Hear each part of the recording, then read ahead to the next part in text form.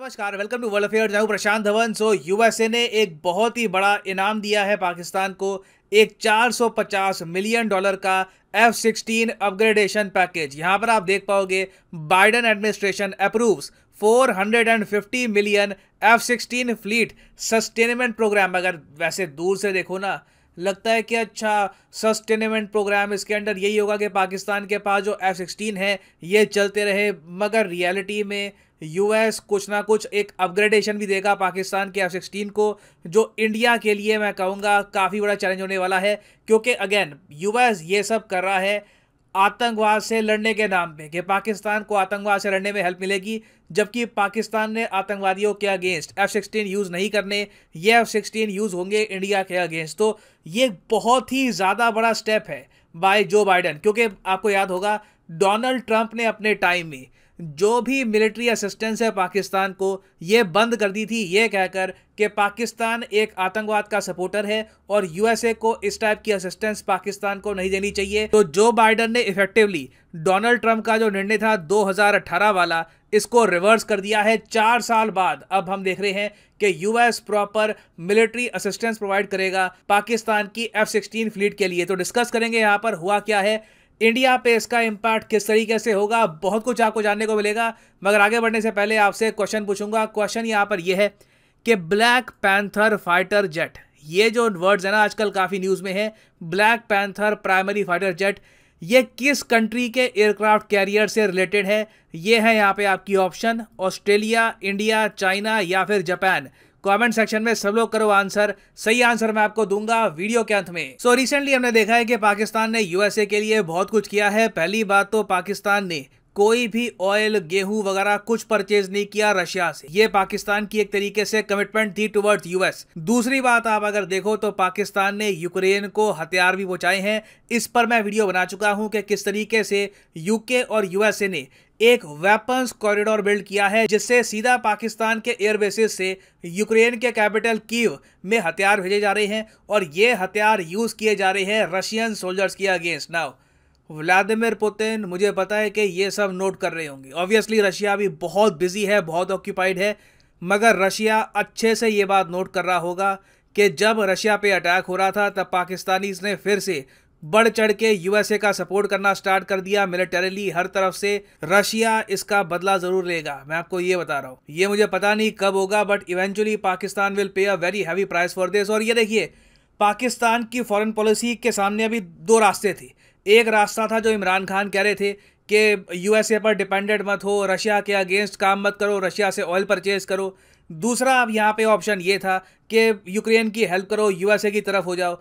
तो अभी के लिए क्या है कि पाकिस्तान की आर्मी ने खुद सरकार अपने हाथ में ले ली है। इन्होंने ऑब्वियसली एक पपेट गवर्नमेंट अभी बिठा रखी है शहबाज शरीफ की, मगर आज के समय पाकिस्तानी आर्मी के जो टॉप जनरल्स हैं वही पाकिस्तान की जो फॉरेन पॉलिसी है टुवर्ड्स यूएस, बहुत ही जो एक प्रो यूएस फॉरेन पॉलिसी है, इसको आगे चला रहे हैं। और आपने ये भी नोटिस किया होगा कि रिसेंटली इमरान खान के जो भी स्पीचेस आते थे पाकिस्तान के टीवी पर, ये काफ़ी हद तक ब्लॉक कर दिए गए हैं। और अब पॉसिबिलिटी ये भी है कि वो आदमी जो ओपनली कहता था कि यूएसए ने षड्यंत्र किया उसके अगेंस्ट, अगेन मैं कहीं से ये नहीं कह रहा कि इमरान खान की जो बातें थी यूएसए की कॉन्स्पिरेसी वाली वो सही थी या नहीं थी, मगर मैं यहाँ पर यह ऐड करूंगा कि यूएस डेफिनेटली काफ़ी खुश होगा ये देखकर कि एक बहुत ही एंटी यूएस पॉलिटिशियन अब पाकिस्तानी आर्मी के टारगेट में आ चुका है। और कोई बड़ी बात नहीं है कि इमरान खान को in the future Pakistani army jail में भी भिजवा दे। ना वापस आते हैं पाकिस्तान की F-16 फ्लीट पर और इंडिया पे इसका क्या इम्पैक्ट होगा इस पर, कि अब यूएसए का जो प्रोग्राम है $450 मिलियन का, इससे बेसिकली पाकिस्तान के F-16 फाइटर जेट को क्या क्या एडवांटेज मिलेगा।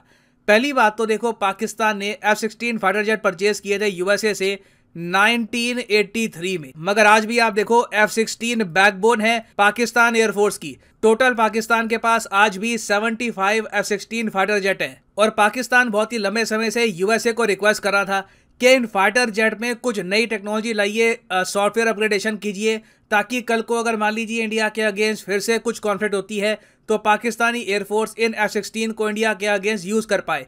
यूएसए ने बहुत ही लंबे समय तक ऐसा कोई प्रपोजल अप्रूव किया नहीं, मगर अब हम देख रहे हैं फाइनली यूएसए ने $450 मिलियन का जो ये पैकेज है ये अप्रूव कर दिया। मैं यहाँ पर ऐड कर दूं, ऐसा नहीं है कि ये फ्री का पैसा है पाकिस्तान को, कि फ्री में यूएस अपनी जेब से इतना पैसा खर्चेगा। नहीं, देखो ये सब जो अभी अपग्रेडेशन है पाकिस्तान की F-16 की, ये सब करेगा लॉकहीड मार्टिन। उसके बाद हो सकता है, पॉसिबिलिटी है कि यूएस गवर्नमेंट सब्सिडाइज कर दे इस अपग्रेडेशन को। तो मतलब हो सकता है कि सारा जो ये पैसा है $450 मिलियन का, ये पाकिस्तान की सरकार को पे ना करना पड़े। अब अगला सवाल यहाँ पे आप ये पूछोगे कि यूएस पाकिस्तान के करंट F-16 फाइटर जेट्स के साथ क्या करेगा। देखो पाकिस्तान के पैकेज में ये सब चीजें होंगी। मोस्टली जो यहाँ पर चीजें हैं ये टेक्निकल डॉक्यूमेंटेशन, इंस्पेक्शन, इससे रिलेटेड है। मगर आप नोटिस करोगे point number 2, electronic combat international security assistance programme.